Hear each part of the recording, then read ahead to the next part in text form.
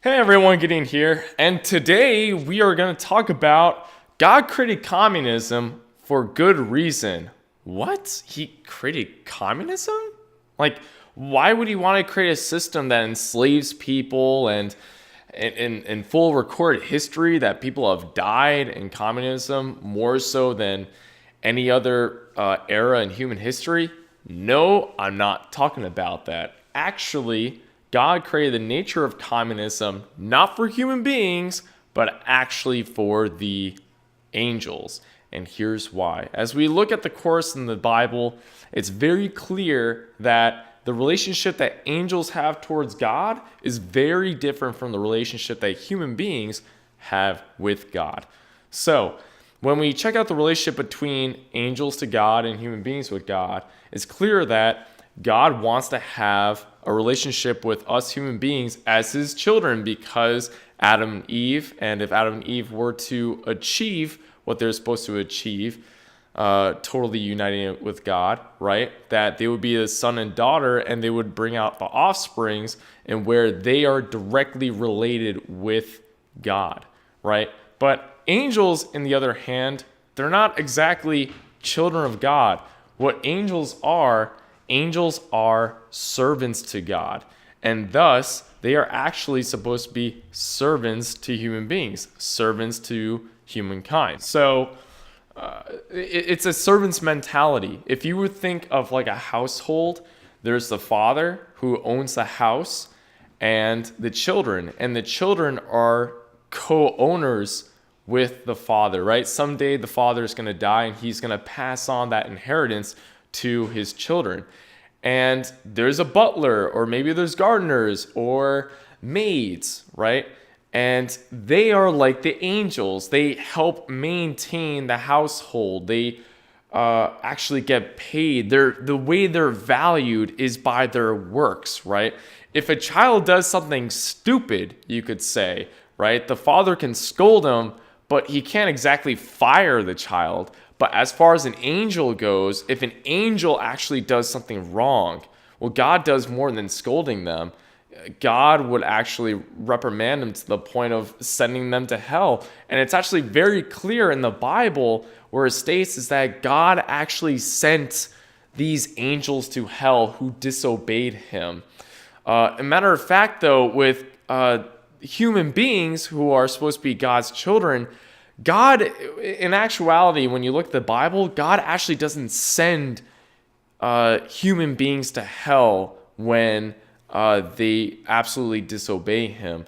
Actually, by their own disobedience themselves, they actually go to hell themselves, not exactly God putting them there. Now, God may judge them, but God isn't the one who actually puts them in hell. It's actually us who puts ourselves in hell. But for the angels who do something wrong, God actually puts them in hell. So, let me go on. What's interesting is that when you look at the nature of, let's say, communism as opposed to a capitalist society, right? In communism, it is very much a system where the people are forced based on their works, okay? That's the determining value of being a human being under a communist system. It's very clear under a communist system, they do a lot of euthanasia. If you're too old and you need to be in a hospital to be taken care of, well, who cares? We just got to take care of the next generation because they're going to be the next set of workers who are going to help build the economy. So we don't really care about old people. As a matter of fact, we don't even really care about people who are disabled in any way, who have a disability either mentally or physically. Those people are not good enough to work for the nation, the mother country, to build up the economy, right? But in America, with the Judeo-Christian foundation, where there's this recognition that every human being, no matter mentally or physically, right, that we all have this inherent value where we're all equal under the same God who gave us that value, that we have that dignity of human beings given by God. So actually, under the Judeo-Christian foundation, we're not determined by the works and our values, more so we're determined by the dignity that's been granted to us by God. So now when you go look at the spiritual side in relations with angels and human beings, well, then that's the thing. You see in the angels, they have like this tier system, right, of the seraphs and the cherubims and the archangels and the angels. There's this hierarchy of different realms, right? And in actuality, it's very clear that Lucifer was the most loved. He was the most loved angel of all. I think he was actually, when you look at it, Lucifer was a cherubim. He was, again, the most loved. And he was very jealous ever since Adam and Eve came to earth. And he didn't want to serve under someone who, to him, is almost like a monkey, right? Because if you think about it, you got this being, the angel, archangel Lucifer, probably living for millions and millions of years with God, right? And maybe tending to creation some way. I'm not really sure. But he must be a very intelligent being. And he must have been receiving the most love. It's very evident in the Bible that Lucifer received a lot of love. And what's the kind of love that Lucifer felt from God? It's not really that of like a father to a son, but more like a big boss to an employee, where the boss says, hey, good job, employee, good job, and keep on doing the good work, right? So it's based on that kind of value. I remember I had really good conversations with a friend of mine. His name's Jamal, and he really showed me this part about the Bible and the divine principle about this. So when finally Adam and Eve came into play, right, Lucifer got really jealous because he recognized that these people are the complete manifestations of God, the masculine and feminine nature, right? The complete image of God. And angels aren't that complete image of God. They're just spiritual beings, right? If anything, just spiritual masculine beings, but human beings are very different, and they're God's children. So Lucifer was very jealous of them. Because why? Well, guess what it says in 1 Corinthians chapter 6-3, it says that, don't you know that you're supposed to judge the angels? So yeah, Adam was the one who's supposed to totally unite with God, right? Being God's son, and he's the one who actually has the power to actually judge the angels. So Lucifer is cool with God being the big boss, right? But he doesn't want this new guy to come in to also be his big boss, right? Why? Because, well, you know, it's that feeling of respecting that person that came first before you, but then you got this new guy coming in who had less experience than you did, and yet he's the one that's most beloved by your boss, right? So this is the idea and viewpoint that Lucifer had, where Adam, he's probably like this little monkey that's just growing up in creation, compared to Lucifer, who knew about creation millions and millions and millions ago, right? So he's like a millions-year-old creature, and seeing this monkey just growing up, and he's like, what? This monkey's gonna rule over me? Pfft, no way. That's ridiculous. I can't believe it. God, why would you love this thing that has no experience, or is not as knowledgeable, or doesn't know how to work as hard as I do? Again, because angels are very work-based, right? But human beings are vastly different. We're in a way dignity-based by our innate blood relationship with God.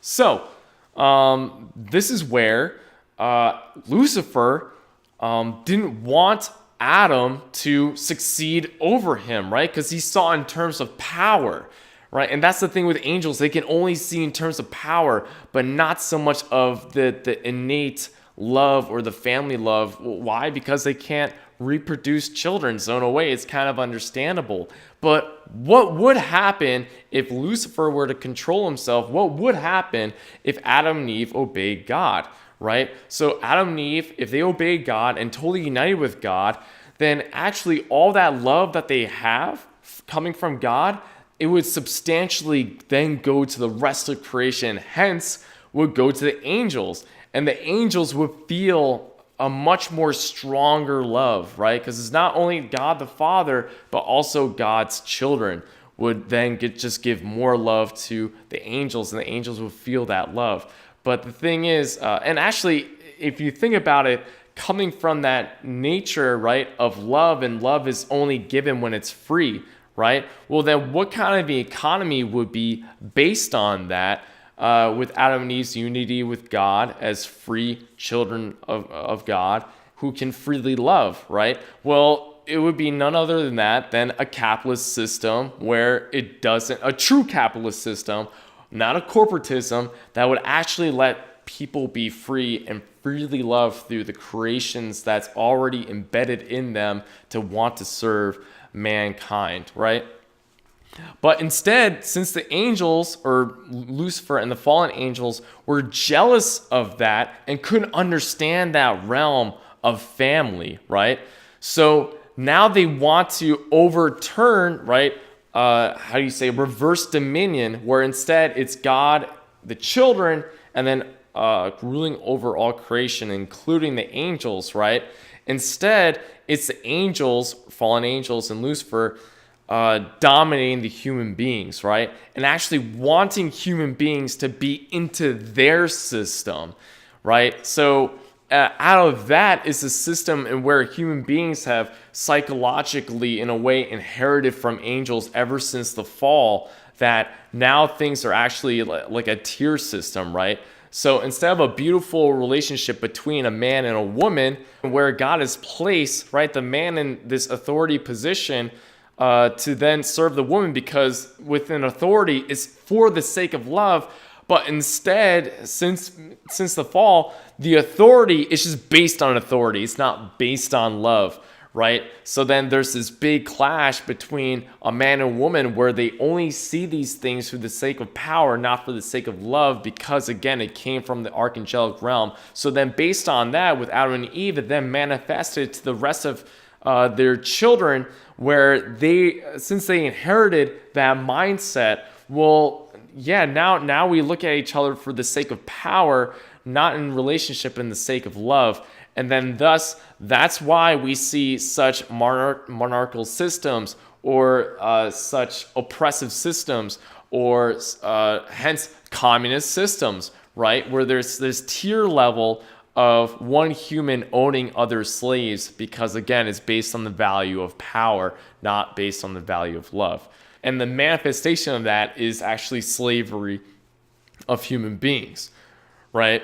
And that's what communism is. It's actually enslavement of from one human being to another.